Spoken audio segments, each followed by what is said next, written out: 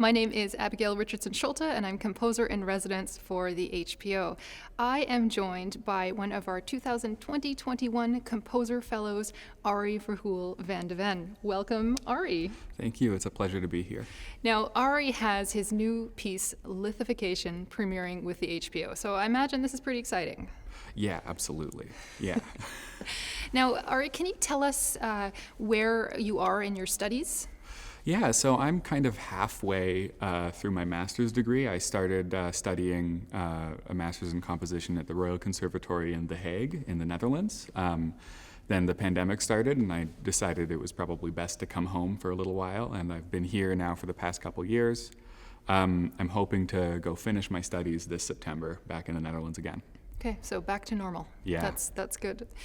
Arie comes from a very musical family, and his mom, Michelle Verheul, plays second clarinet. She's been playing second clarinet with the HPO for a long time now.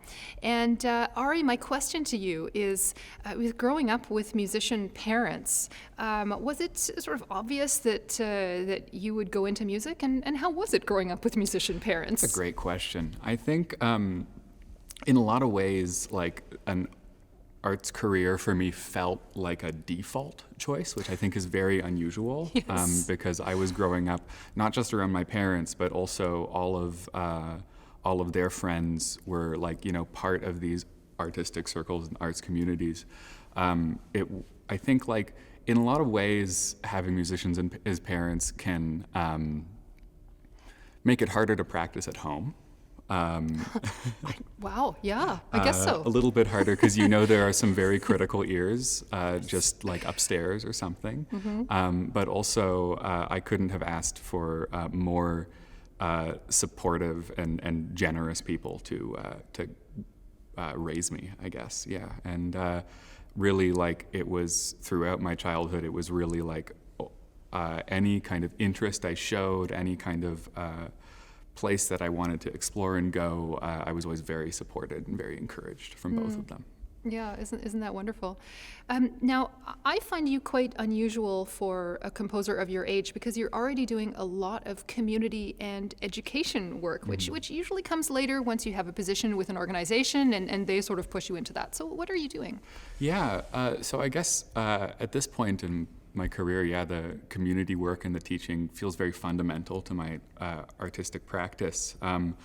I started in earnest doing this work also at the start of the pandemic when a community choir that I had worked on and off for a few years had to go online and figure out a way to make music while meeting on Zoom of all places, which is basically an impossible task. You can't really make music on Zoom for a lot of reasons. Because there's a delay too, right? There's a delay.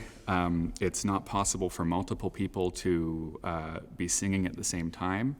So I worked with the conductor of that choir, Schiffer Cooper, and a bunch of incredible community artists and organizers to try and build music that was specifically designed to only be possible in that space.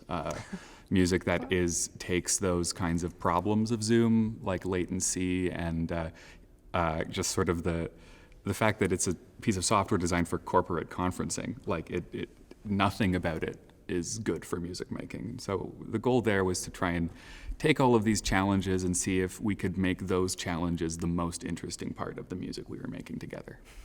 Interesting. I'd like to hear some of that. Wow. So, Arie, can you tell us what this HPO Fellowship has meant to you? It's truly incredible. It's very, very difficult as a young composer beginning a sort of career in this world to get any opportunities to work with orchestras. They're very few and far in between, and even throughout my schooling, I've had maybe only one opportunity, really, and just for 60 seconds of music and that. So this has been probably one of the most educational experiences I've had through all my education. Getting to work like directly with you have so much experience in this world, and with the orchestra as well. And then also the opportunity to write for large ensemble, which for me is it's just like almost the opposite of writing online community choir music. So it was great to have those two sort of sides of my musical self to work on the past couple of years. So how has it been experiencing your piece Lithification come together? It's quite emotional, actually, because these are sounds that I've been hearing in my head for a few years, and we've had a couple moments where it feels like the performance is coming, and then we've had to push it till a little later. So kind of this piece has lived in my head for much longer than any piece should, I think, and being able to kind of let it go and have other people take over and bring it to life has been really special.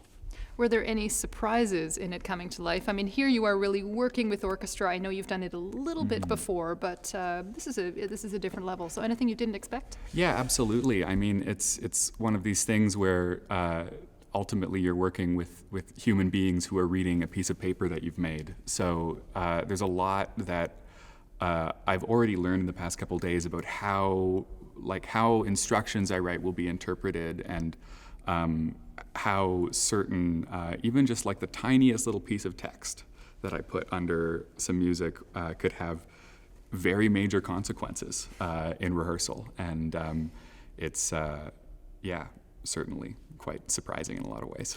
Well, congratulations, Arie. It's a great piece, and it's just wonderful to hear it come to life. And it's been really great to have you with us these past few years. Thank you. I'm very happy to have had this opportunity.